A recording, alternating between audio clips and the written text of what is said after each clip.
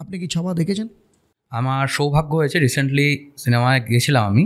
এই রিলিজ করলো বোধহয় 14 তারিখে, আমি 15 তারিখে দেখতে গেছিলাম, আমি আর আমার স্ত্রী। সত্যি কথা বলতে মানে সিনেমাটা দেখার পর আমি বেশ কিছুক্ষণ সময় চেয়ার ছেড়ে উঠতে পারিনি। মানে আমি জাস্ট মানে একটু বসেছিলাম যে এই মুহূর্তে, সেই মুহূর্তে আমি যে উঠে দাঁড়াবো, বা এটা আমি মানে বলছি যে আমি লোককে শোনানোর জন্য বলছি তা নয়, সত্যি সত্যি আমি সেই সময় মানে আমি একদম ব্ল্যাঙ্ক হয়ে গেছিলাম। এবং মানে বেরিয়ে আমি যখন ওখান থেকে বেরোলাম, বেরিয়ে আমরা যখন বাড়ি এলাম, মা জিজ্ঞেস করলো কী খেয়েছিস। আমরা কিচ্ছু খাইনি, নিদেন পক্ষে দাঁড়িয়ে দুটো ফুচকাও খাইনি, কিছু খাওয়ার সেই মানসিক অবস্থাটাই ছিল না। আমি এটা সত্যিই বলছি, মানে এই বিদ্যাত হয়ে বলছি, সত্যি কিছু খাবো, যে খাওয়ার প্রবণতা মানে ইচ্ছাটাও তার নিজের মধ্যে ছিল না। যে কে ছিল মানে আমাদের যারা অগ্রজ, হ্যাঁ, মানে জঙ্গলের সিংহ তার কাছে হার মানবে, তার সেই বীরত্ব গাথা, বীর গাথা, সেই সমস্ত বাদ দিয়ে আমরা ভেড়া কাপুরুষ ওই বাবার হইল আবার জ্বর সারলো ওষুধে পড়ে নিজেদের শিশুকালটা নষ্ট করলাম। বর্তমানেও হচ্ছে। এই বীরগাথা পড়িনি বলেই তো আমাদের মধ্যে আজকে বীরত্বের অভাব। সে কি মহাবীর! মানে ছাওয়া যদি আপনি, আমি জানি না আপনি দেখেছেন কিনা, আমার দেখার সৌভাগ্য হয়নি, আমি দেখবো, আশা করি নিশ্চয়ই আপনি দেখবেন। এবং যারা ভিউয়ার্স তাদেরও দেখা উচিত। শুধু এটা কেন, আরও বিভিন্ন যে হিস্টোরিক্যাল মুভিগুলো হয়েছে, কাশ্মীর ফাইলস বা অন্যান্য যেগুলো রয়েছে, যেটা ইতিহাস সেটা বাস্তব, এবং ইতিহাস থেকে শিক্ষা নিতে হয়, নিতে হবে। যে জাতি ইতিহাস থেকে শিক্ষা নেয় না, তার ইতিহাস হওয়াটা শুধুমাত্র সময়ের অপেক্ষা মাত্র। আজকের দিনে দাঁড়িয়ে এই যে আপনি যে উদাহরণগুলো দিলেন, বলিউডের যে প্রবণতা, এই প্রবণতা আজকে বাঙালির মধ্যে তার প্রভাব ফেলেছে স্লো পয়জনের মতো। আজকে যেটা আমরা ভিডিও শুরুতেই আলোচনা করলাম, যে সনাতনীরা সনাতন ধর্ম হিসেবে নিজেকে পরিচয় দিতে লজ্জা পাচ্ছে। তো এগুলো তো ধীরে ধীরে স্লো পয়জনের মতো তার মধ্যে ইনজেক্ট করা হয়েছে। কিন্তু একটা জিনিস মাথায় রাখতে হবে, সত্য সূর্যের মতো সর্বদা প্রকাশমান। তাকে কিছুদিন পর্যন্ত ওই আইস এজের সময় কিছু ধূমকেতু বাষ্প বা মেঘের দ্বারা তাকে আচ্ছাদন করতে পারে, কিন্তু সূর্য যখন প্রকাশ হবেই, সূর্য একদিন প্রকাশ হবেই। আর আস্তে আস্তে সূর্য প্রকাশ হচ্ছে, আমরা দেখতে পাচ্ছি। তার জন্য বিভিন্ন ধূমকেতুর অসুবিধা হবে, এটা বাস্তব। কারণ অনেক ক্ষেত্রে অনেক ওই জলজ রাত্রিজ প্রাণী যারা এইভাবে স্লো পয়জনের দ্বারা মানুষের ব্রেনগুলোকে খাওয়ার ব্যবস্থা করেছিল, তাদের অসুবিধা হবে, তারা এগুলোকে প্রোপাগান্ডা বলবে। কিন্তু আমার মতো বা আপনার মতো বা যারা সাধারণ আমরা হিন্দু, তারা আমরা এই মুভিগুলো দেখে শুধুমাত্র মুভি বললে হবে না। যেমন আমি ছাওয়া নিয়ে কিছু কথা বলতে চাই। সিনেমাটা দেখে আসার পর আমি বাড়িতে ভাবলাম যে এতটা নৃশংস কোনো মানুষ হতে পারে, ভেবে আমি বললাম যে একটু রিসার্চ করি। তা আমিরি আলমগিরি, ঠিক আছে, মানে ঔরঙ্গজেবের নিজস্ব ইতিহাসবিদ, তার রচনা, তার সমকালীন, তাতে বর্ণনা রয়েছে এবং সেই বর্ণনা যদি আপনি পড়েন, মাথা খারাপ হয়ে যাবে। সিনেমাতে তো কিছু দেখায়নি। যদুনাথ সিকদারের বর্ণনা রয়েছে, হিস্ট্রি অফ ঔরঙ্গজেব, একদম বইয়ের নাম বলছি, যেহেতু আমি কালকেই এটা নিয়ে একটুখানি পড়াশোনা করছিলাম, আমার নিজের চ্যানেলে একটা এই বিষয়ে ভিডিও দেবো বলে। তো সেক্ষেত্রে হিস্ট্রি অফ ঔরঙ্গজেব, যদুনাথ সিকদারের রচনা, সেখানেও এই আমিরি আলমগিরি থেকে উদ্ধৃতি সহ এবং বিভিন্ন তৎকালীন সমসাময়িক নথি নিয়ে বেশ কিছু প্রমাণ রয়েছে। এবং সব থেকে বড় কথা, যদিও বা এই যদুনাথ সিকদারকে অনেকে বলে যে ইনি সঠিক ইতিহাসবিদ নন, রবিলা থাপার ভালো ইতিহাসবিদ ইত্যাদি ইত্যাদি, ইরফান হাবিব, ওরাই বেস্ট, যদুনাথ সিকদার নন। তো এটা যেহেতু আমিও বাঙালি, ওই স্লো পয়জনের দ্বারা আমিও প্রভাবিত, তো আমিও ভাবলাম যে তাই তো, আমি কেনই বা ঔরঙ্গজেবের ইতিহাসবিদকে মানবো। কারণ তিনি বলছেন যে আসলে ওই সম্ভাজি মহারাজ অত্যন্ত খারাপ লোক, কারণ তিনি হিন্দু, কিন্তু ঔরঙ্গজেবের মতো ভালো মানুষ হয় না। তিনি এত ভালো যে তিনি ভালো ভাষা দিয়ে বলেছিলেন যে বেশি কিছু তো নয়, তুমি ইসলামটা গ্রহণ করে নাও, তাহলেই হয়ে যায়। তিনি সেটা গ্রহণ করলেন না বলেই তো তাকে মারতে হলো। তো তার পয়েন্ট অফ ভিউ তাকে সাপোর্ট করে। যদুনাথ সিকদার একজন হিন্দু, তিনি হিন্দুদের পক্ষে নিয়ে কথা বলতে পারেন, স্বাভাবিক কথা। তাই আলাম যে তাহলে আমি কোনো দিকেই যাবো না, আমি দেখি অন্য কিছু আছে নাকি। তো একটা বই আছে, সোটর-ই-মগর। আচ্ছা, একদম বইয়ের নাম বলছি, সোটর-ই-মগর। বইয়ের ইটালিয়ান একজন রাইটারের লেখা, রাইটারের নামটা এই মুহূর্তে মনে পড়ছে না। sotorimogor.archive করলে আপনি বইটি পেয়ে যাবেন, গভর্নমেন্টের ওয়েবসাইটেতেই আপলোড করা রয়েছে। তো বইটিতে ইনি ইটালিয়ান একজন পর্যটক, যিনি সেই সময়ে এখানে ছিলেন, তার বর্ণনা এই যদুনাথ সিকদার আর এই আমিরি আলমগিরি দুজনকেই অতিক্রান্ত করে গেছে। দুজনকে অতিক্রম করে গেছে। আপনি যদি সেই বর্ণনা শোনেন বা আমি যদি আপনাকে বর্ণনা বলি, আপনি হয়তো মানে এখানেই চোখ বুজে ফেলবেন যে এটা কোনো মানুষের ওপর হতে পারে। কিন্তু তথাপি এই আক্রমণ তার ওপর হয়েছে, বারবার হয়েছে, ক্রমাগত হয়েছে, এবং প্রতিবার তাকে জিজ্ঞাসা করা হয়েছে তুমি কি আমাদের শর্ত মানতে রাজি? এবং প্রতিবারই তার একটাই কথা ছিল, নমঃ পার্বতীপতয়ে হর হর মহাদেব। তারপরে শেষে জ্যান্ত অবস্থায় তার মানে এই সোটোরি Mughal, story of Mughal something, এটাকে ইটালিয়ান ভাষায় ওটাই বলে সম্ভবত, আমি অবশ্যই ট্রান্সলেশন পড়েছি। তো ওখানে তার বর্ণনা অনুসারে যদুনাথ সিকদার বলছেন তার জিপটাকে টেনে ফেলা হয়। তো ইটালিয়ান রাইটারের মতে তার জিপটাকে ফেলা হয়নি, উপরে ফেলা হয়, ঠিক আছে। দ্বিতীয়ত জ্যান্ত অবস্থায় তার এই বুক একটা কুঠার দিয়ে বুক তার হৃৎপিণ্ডটাকে করে নেওয়া হয়, তাতে তার মৃত্যু হয়। এর আগের অত্যাচারগুলো চোখে মানে ওই দিয়ে দেওয়া, লঙ্কারগুলো দিয়ে দেওয়া, শরীরের চামড়াকে যেভাবে শাখালু ছাড়া কেটে ফেলা, তার মধ্যে লঙ্কারগুলো নুন লাগানো, আঙ্গুলগুলোকে ধীরে ধীরে মানে এই অংশটা সিনেমায় দেখিয়েছে না, ওটা দেখায়নি, এতটা দেখায়নি, ভায়োলেন্ট হয়ে যেত। হ্যাঁ, বেশি ভায়োলেন্ট হয়ে যেত। আমার মতে দেখানো উচিত ছিল, এখনো সূর্য সেভাবে প্রকাশিত হয়নি। বাস্তব সত্য যেটা সত্য তাতে কি ভায়োলেন্ট হলো তো দেখে লাভ নেই, দেখানো উচিত ছিল আমার মনে হয়। যাই হোক, আঙ্গুলগুলোকে ধীরে ধীরে কুকুরকে খাওয়ানো, বিভিন্ন বর্ণনা সোটোরি মগর, এবং মৃত্যুর পরে তার মাথাটাকে তার মধ্যে খুশি ভরে সেটাকে থালার মধ্যে করে ড্রাম বাজিয়ে রাজ্যে রাজ্যে দেখানো হয়। তার দেহটাকে কেটে নদী, কোনো ইতিহাসবিদ বলছে দেহটাকে কেটে নদীতে ফেলে দেওয়া হয়, কোনো ইতিহাসবিদ বলছে তার দেহটাকে কেটে আপনার মানে কুকুরকে খাওয়ানো হয়। যাই হোক, আলটিমেটলি তার সংস্কার মানে দেহ সংস্কার, তার যে ধর্মীয় রীতিনীতি সেগুলো কিন্তু পালন করা হয়নি। তার কারণ কি সেটা সবাই বুঝতে পারে, বলতে ভয় পায়, এর বেশি আর কিছু না।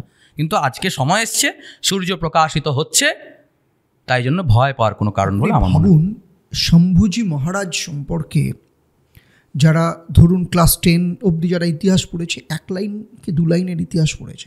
শম্ভুজি মহারাজ সম্পর্কে 1 লাইনে পড়েছে বলেও আমার সন্দেহ আছে। শিবাজি সম্পর্কে সম্পর্কে কিছুটা পড়েছে, লাস্টে একটুখানি শম্ভুজি মহারাজ ওই যে হয়তো আমার ওই শিবাজিকে মাথার মধ্যে ফলের ঝুড়ির মধ্যে দিয়ে বার করে নিয়ে এসেছিলেন শম্ভুজি মহারাজ, ওইটুকু খালি, এর বাইরে কিছু নেই। কিন্তু যারা ইতিহাসের ছাত্র তারাও আমার খুব ডাউট আছে খুব বেশি পড়েছে বলে, এবং এগুলো কিন্তু ইচ্ছে করেই কিন্তু দাবিয়ে রাখা হয় একদম অন্যদের গ্লোরিফাই করার জন্য। দেখুন, যেটা সত্য সেটা সত্য বললে যদি কারোর আপত্তি হয়, তার জন্য আমাকে জোর করে মিথ্যা বলতে হবে, এটাকে আমি কোনোদিনই মানতে রাজি নই।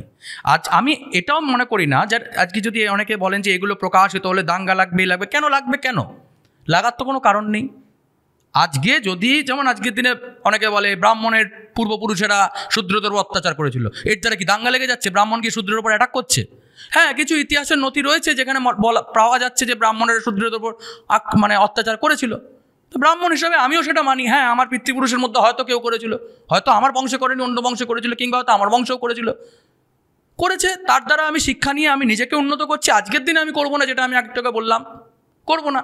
কেন করবো? আমি নিজেকে আপডেটেড করছি। তো তৎকালীন সময়ে মোগল রাজারা বা ঔরঙ্গজেব আক্রমণ করেছিল বলে আমি সমাজের সব মুসলমানদের খারাপ বলে দিচ্ছি, তা তো নয়। অবশ্যই তাই, তা তো নয়। আজকে আমি ঔরঙ্গজেব খারাপ বলে আমার পাশের বাড়ির মুসলমান বন্ধুটা খারাপ, এটা তো আমি বলছি না, আমার বক্তব্য তো এটা নয়।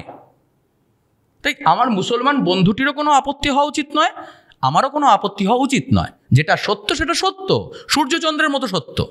সেটা আজকেও যদি দাবানোর চেষ্টা করা হয়, পরবর্তীকাল জেনারেশন আরও যত আপগ্রেড হচ্ছে, চ্যাট জিপিটির যুগ আজকে। চ্যাট জিপিটি দিকে যদি টাইপ করো যে ঔরঙ্গজেব কী করেছিল তার নথিটা দাও, কোন বইয়ের কোন পৃষ্ঠায় পাবো, ও দিয়ে দেবে। এই সোটোরি মোগরের নাম আমাকে চ্যাট জিপিটিই বলেছে। আচ্ছা, আমি কোথাকার কোন একেবারে ঐতিহাসবিদ যে একেবারে এরকম একটা বইয়ের নাম জেনে গেলাম, আমি চ্যাট জিপিটির দিকে টাইপ করেছিলাম যে কোন বইয়ের কোন আমাকে বলে দিয়েছিল অমুক বইয়ের তমুক পৃষ্ঠায়। আচ্ছা, অমুক পৃষ্ঠায় তুমি এটা সম্পর্কে জেনে যাবে। আমি গেলাম ডট আর্কাইভে এবং লিঙ্কও দিয়ে দিয়েছিল, আর্কাইভ থেকে বইটি খুললো, পেজ নাম্বারটা অটোমেটিকই ওখানে খুলে গেছিলো, চ্যাট জিপিটি খুলে দিয়েছিল, আমি শুধু একটু পড়ার কষ্টটুকু করলাম। তারপরেও কিছু ট্রান্সলেশন বুঝছিলাম না, চ্যাট জিপিটিকে বললাম একটু বুঝিয়ে দিতে, ও সুন্দর ভাষায় বুঝিয়ে দিল। তো চ্যাট জিপিটির যুগ আজকে। কদিন বাদে আরও এরকম চলে আসবে যে হয়তো আপনার ভাবার সঙ্গে সঙ্গে আপনার সামনে চলে আসবে। আর কত লুকাবে? যারা সেই দিন লুকিয়েছিল তাদের সম্মানটা আজকে কোথায়? মাটিতে মিশে গেছে। যারা ঔরঙ্গজেবকে হিরো বানাচ্ছিল, আজকে ঔরঙ্গজেবের সম্মান কোথায়? ধুলো মিশে গেছে বলবো না, কারণ আমার এই ভারতবর্ষের ধুলো এত পবিত্র, তার মধ্যে মিশে যাওয়ার ক্ষমতা ঔরঙ্গজেব নেই। ও কোথায় গেছে আমার বর্ণনার ভাষা। আজকেই কলকাতার একজন লিডিং একটা নিউজ পেপার সেখানে ছাওয়ার নেগেটিভ রিভিউ দিয়েছে আজকেই। দেখুন আমরা শুধু তাই নয়, এবং বেশ কিছু ইউটিউবার অলরেডি মানে এই ধরনের সিনেমা হওয়ার পরই একটা কথা শুরু করে দেয়, সেটা হচ্ছে প্রোপাগান্ডা ফিল্ম। আমি কাশ্মীর ফাইলসেও দেখেছি, কেরালা স্টোরিতেও দেখেছি, ইভেন গোদ্রা অ্যাটাকেও দেখেছি, সব ক্ষেত্রে রিসেন্টলি এমার্জেন্সিতেও দেখেছি, সব ক্ষেত্রে একটাই শুরু করে প্রোপাগান্ডা ফিল্ম।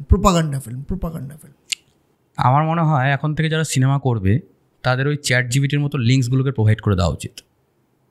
যেমন আমাকে একটু কষ্ট করে ছোট রিমোকর খুঁজতে হয়েছে, ওদের একদম বইয়ের পৃষ্ঠাটা আপলোড করে দেওয়া উচিত।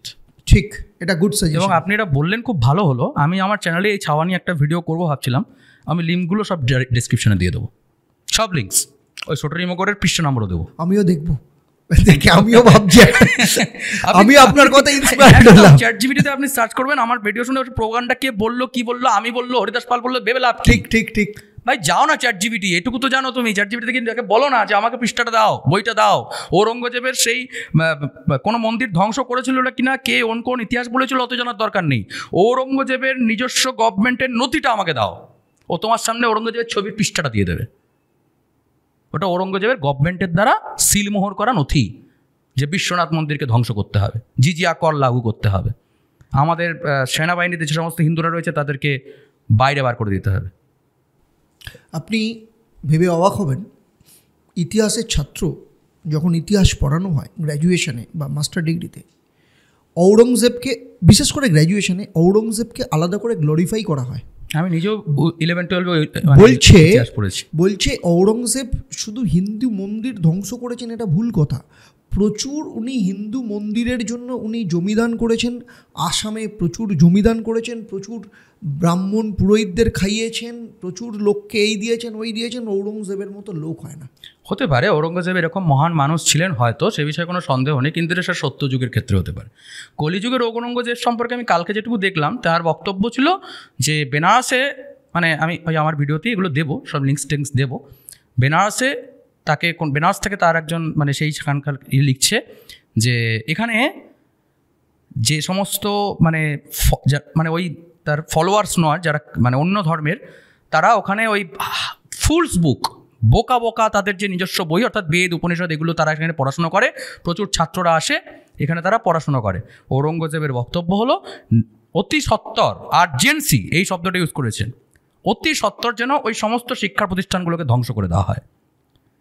জিজিয়া কর লাগু করা হয়েছিল শুধুমাত্র যারা নন মুসলিম, তারা তাদের ধর্ম পালনের জন্য আমাকে ট্যাক্স দেবে। তো যাই হোক, এগুলো তার মহানতার প্রকাশ হতে পারে, কিন্তু মানে আমরা তো অত্যন্ত নীচ প্রকৃতির মানুষ, আমাদের কাছে আসলে মহানতার ধরনটা একটু অন্যরকম।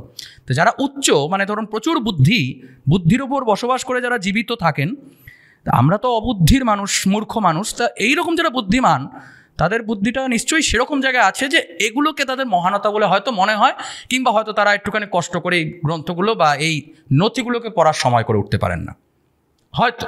আমি জানি না এরা কী করে এই সমস্ত বলে, এবং ছাওয়াকে তারা বাজে রেটিংস দিয়েছে আপনি বলছেন। দেখুন, সিনেমার আমি কোনো ক্রিটিসিজম করতে পারবো না, কারণ আমি অভিনয় অত বেশি বুঝি না। আজকে উনি ভালো অভিনয় করেছেন কি খারাপ অভিনয় করেছে, ডাইরেকশন ঠিক কি ভুল, এত আমি জানি না। আমি ওখানে ইতিহাস দেখতে গেছি, আমি ইতিহাস দেখেছি, আমার ইতিহাস। আজকে যদি সে বাজে অভিনয় করো, ইতিহাসটা ওখানে লিখেছে অতিরিক্ত যুদ্ধ মানে মারপিট দেখানো হয়েছে, অতটা না দেখালো। সিনেমার নামই তো ছাওয়া, সিংহ শাবক, সে কি ভেড়ার মতো ম্যামে করবে নাকি?